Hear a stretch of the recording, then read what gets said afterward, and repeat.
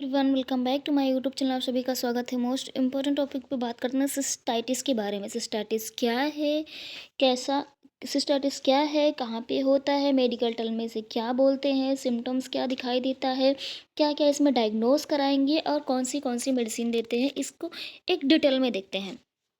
पहले तो ये देखते हैं सिस्टाइटिस होता क्या है। सिस्टाइटिस क्या है इन मेडिकल सिस्टाटिस क्या होता है, पहले देखते हैं। इन मेडिकल टर्म इस मेडिकल टर्म में also called as cystitis. Medical term में हम सिस्टाटिस बोलते हैं। सिस्टाइटिस जहाँ पे आइटिस लग गया वहाँ पे इन्फ्लामेशन हो गया।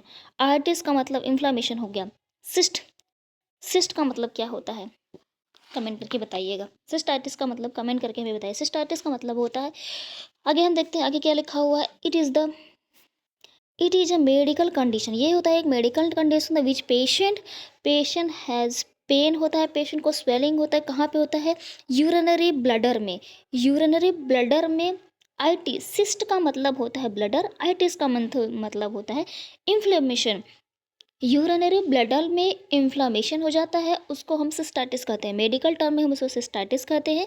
और यूजुअली हम क्या करते हैं, क्या होता है, यूरिनरी ब्लडर में क्या होता है, स्वेलिंग होता है, पेन होता है, इन्फेक्शन हो जाता है, उसको हम मेडिकल सिस्टाइटिस कहते हैं। अब हम देखते हैं सिम्टम्स क्या पेशेंट में दिखाई देता है, क्या क्या सिम्टम्स देखने को मिलता है। पहला तो फर्स्ट सिम्टम्स है पेन इन यूरिनेशन। जब हम पेशेंट यूरिन करने जाता है तो उसको बहुत ज़्यादा पेन होगा। बर्निंग इन यूरिनेशन, जब वो यूरिन करने जाएगा तो पेशेंट को पेन के साथ साथ यूरिन में क्या होगा, बर्निंग सेंसेशन होगा, जलन महसूस होगा। पेन इन पेल्विक एरिया, पूरे पेल्विक एरिया में, पेशेंट के पूरे पेल्विक एरिया में पेन होगा। पूरे पेशेंट की पेल्विक एरिया में क्या होता है, पेन होता है। वीकनेस होगा, नोजिया आएगी, वॉमिटिंग हो सकता है। यूरिन का कलर क्या होगा बेटा, डार्क होगा। यूरिन का कलर क्या होगा बेटा, डार्क होगा। ब्लड में यूरिन आ सकता है। पस इन यूरिन, यूरिन में क्या हो सकता है, पस आ सकता है। पेशेंट को फीवर, जब बहुत ज़्यादा इन्फेक्शन हो जाएगा तो उसकी वजह से पेशेंट को फीवर होगा। सिम्टोमेटिक ट्रीटमेंट करेंगे, पेन किलर प्रोवाइड करेंगे। और नोजिया वॉमिटिंग के लिए एमसोड दे सकते हैं। ब्लड यूरिया के लिए अलग अलग सिम्टोमेटिक हम ट्रीटमेंट पेशेंट को प्रोवाइड करते हैं। अब हम देखते हैं क्या क्या किन किन कारणों की वजह से, किन किन रीजन की वजह से पेशेंट को हो सकता है। First of cyst first of all हम देखते हैं कॉजेस क्या होता है। इकोलाई बैक्टीरिया, पेशेंट की इकोलाई बैक्टीरिया की वजह से सिस्टाइटिस हो सकता है। आपके यूरिनरी ब्लैडर में इन्फेक्शन हो सकता है। अनहाइजीनिक का मतलब साफ सफाई न रखना। अनहाइजीनिक फर्स्ट, हमेशा जब यूरिन में ब्लडर में इन्फेक्शन हो या फिर यूरिन के रास्ते में ब्लडर में इन्फेक्शन हो तो पहला रीज़न ही इकोलाई बैक्टीरिया होता है। सेकेंड होता है अनहाइजीनिक, साफ सफाई न रखना। यूज़ पब्लिक टॉयलेट जहाँ पे बहुत सारे भीड़ भड़क्का हो और वहाँ पे साफ़ सफाई ना हो, टॉयलेट की साफ़ सफाई ना हो और गंदगी हो बहुत ज़्यादा हो, यू टॉयलेट को आप यूज़ कर लेते हैं, उसकी वजह से भी आपको ही हो सकता है। या फिर हिस्ट्री हो, आपको यूटीआई का हिस्ट्री हो, यूरिनरी ट्रैक्ट इन्फेक्शन हो, इसकी वजह से भी आपको यूटीआई होने का चांस हो सकता है। या बे बार बार रेडिएशन थेरेपी ले रहे हैं, इसकी वजह से भी आपको यूटीआई या फिर सिस्टाइटिस हो सकता है। लॉन्ग टर्म आप कैथेटर, बहुत लंबे समय तक पेशेंट को कैथेटर लगा हुआ है, इसकी वजह से भी आपको यूटीआई या फिर सिस्टाइटिस हो सकता है। पेशेंट को डायबिटिक की वजह से भी हो सकता है। डायबिटिक की वजह से क्यों होता है, क्योंकि पेशेंट के अंदर बॉडी में डायबिटिक मतलब शुगर की मात्रा बहुत ज़्यादा होने की वजह से यूरिन के रास्ते से शुगर बहुत ज़्यादा निकलेगा। और सबसे मेन सोर्स होता है ये बैक्टीरिया के ग्रो करने में शुगर। अगर आपको किडनी स्टोन है, पथरी हुआ है, फिर भी आपको सिस्टाइटिस होने का खतरा होता है।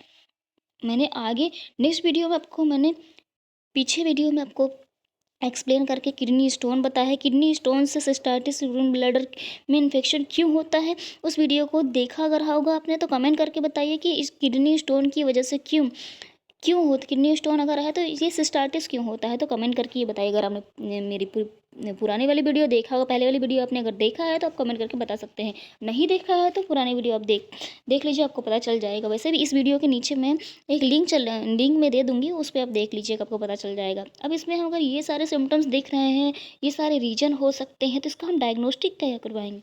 पहले तो हम पेशेंट को मेडिकल हिस्ट्री को देखते हैं। कोई प्रीवियस मेडिकल हिस्ट्री तो नहीं है जो पेशेंट को ये से गॉल ब्लैडर स्टोन हो सकता है, किडनी स्टोन हो सकता है, जिसकी वजह से भी पेशेंट को होने का खतरा होता है। पेशेंट को फिजिकल एग्जामिनेशन करेंगे, देखेंगे बैक्टीरिया कौन सी है, नीचे इन्फेक्शन तो नहीं हो रहा है पेशेंट का।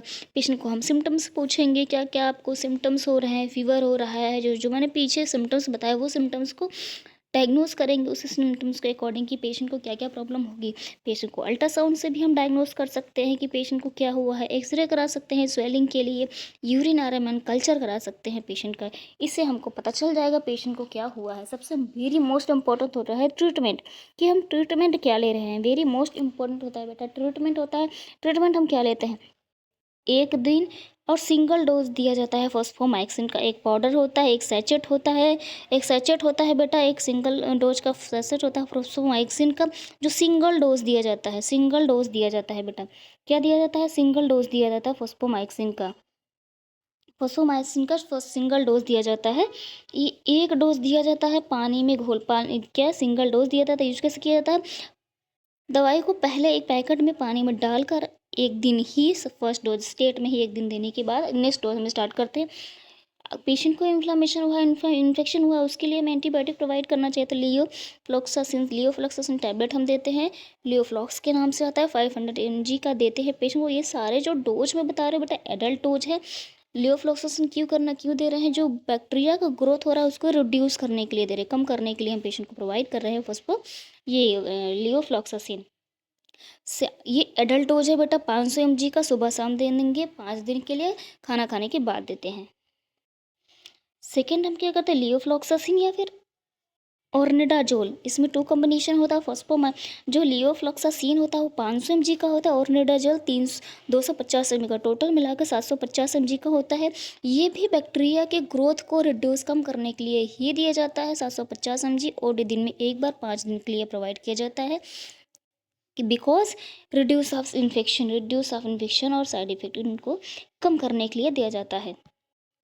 और सबसे बेस्ट बहुत अच्छी सिरप होती है नीरी सिरप बेटा। NEERI syrup is most important, बहुत अच्छी सिरप होती है ये। आयुर्वेद में और एलोपैथ में दोनों में भी यूज़ करते हैं पेशेंट, डॉक्टर जो होता है यूज़ करते हैं पेशेंट का, और वो वेरी इफेक्टिव भी है, बहुत अच्छा रिस्पॉन्स करती है ये नीरी सिरप। इजली आपको मार्केट में मिल जाएगी। 5 ml पेशेंट को हम सुबह शाम देते हैं, डाइल्यूशन ऑफ वाटर 5 दिन देते हैं। 5 ml पानी में डालकर घोल कर डाइल्यूट करके तब हम देते हैं पेशेंट को। रिड्यूस कम करेगा, पेन कम करेगा, स्वेलिंग को कम करता है, बर्निंग सेंसेशन को पेशेंट को क्या करेगा, कम करता है। सेकेंड हम क्या करते हैं, पेशेंट को पेन हो रहा था, हमने आपको बताया था फर्स्ट ऑफ ऑल पेशेंट को दर्द ही होता है यूरिनेशन, जब पेशेंट यूरिनेशन के लिए जाता है तब पेशेंट को दर्द होता है, इसके लिए हम डाइक्लोफेनिक दे सकते हैं, डाइक्लोफेलिम पोटेशियम देते हैं। और पेशेंट को फीवर आता है तो फीवर के लिए पैरासीटामॉल देते हैं, पैरासीटामॉल देते हैं। आप इसको सुबह शाम दे सकते हैं, या फिर ये दे सकते हैं, या फिर टीडीएस दे सकते हैं, टीडीएस दे सकते हैं अकॉर्डिंग टू पेशेंट की सिम्टोमेटिक ट्रीटमेंट के लिए। ये वेरी मोस्ट इंपॉर्टेंट है बेटा, इसको जानना बहुत ज़रूरी है। अगर आप इसको जान लिए तो सिम्टम्स को देख लीजिए, तो आपको पता चल जाएगा आपको हुआ एक्चुअल में हुआ क्या है, आपको क्या हुआ है। ऐसे ही मैं इस चैनल पे ऐसे ही मोस्ट इम्पोर्टेंट इन्फॉर्मेशन डालती हूँ। अगर आपको मेरा ये वीडियो अच्छा लगा हो तो लाइक शेयर सब्सक्राइब कर दीजिए। अगर किसी में ऐसा सिम्टम्स दिख रहा है तो उसे शेयर कर लीजिए, सब्सक्राइब कर लीजिए, उसे शेयर कर दीजिए, और उसको आप बता सकते हैं। और नज़दीकी डॉक्टर को जाके संपर्क कीजिए। और जो भी मैंने टैबलेट बताए हैं, इंजेक्शन बताए हैं, विदाउट डॉक्टर प्रिस्क्रिप्शन आपको नहीं लेना है, क्योंकि हर एक ह्यूमंस का बॉडी अलग अलग रिस्पॉन्स करती है, अलग अलग उनके लिए ट्रीटमेंट होता है, अलग अलग डोज होता है। हर एक पेशेंट के लिए, हर एक मरीज के लिए सारी मेडिसिन जो होती है वो सेफ़ नहीं होती है। तो कोई भी मेडिसिन आप विदाउट डॉक्टर प्रिस्क्रिप्शन आपको नहीं लेना है। ये सारी मेडिसिन जो है ये नॉलेज बेस पे है, सिर्फ और सिर्फ मेडिकल स्टूडेंट के लिए है, फार्मा वाले के लिए, GNM BSc nursing MSc nursing के लिए है। कोई भी मेडिसिन आपको विदाउट डॉक्टर प्रिस्क्रिप्शन नहीं लेना है। थैंक यू सो मच, मिलते हैं नेक्स्ट वीडियो में।